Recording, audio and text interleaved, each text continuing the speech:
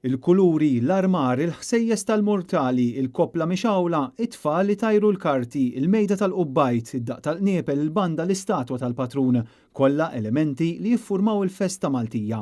Elementi li issa ġew rikonoxxuti uffiċjalment bħala wirt intangibbli tal-umanità mill-UNESCO, hekk kif il-festa Maltija żdiedet mal-lista ta' dak kollu li huwa meqjus wirt dinji.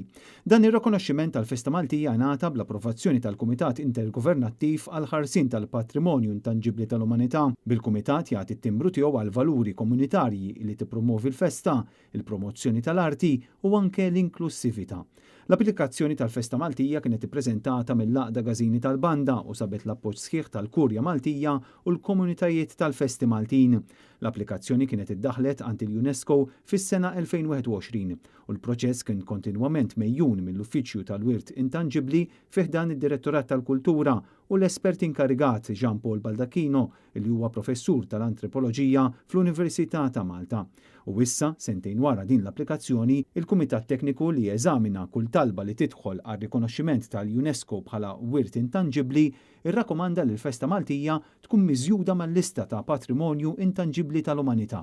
Ġurnata meqjusa bħala storika għal dawk kollha li għandhom għall-qalbhom il-kultura u tradizzjonijiet Maltin.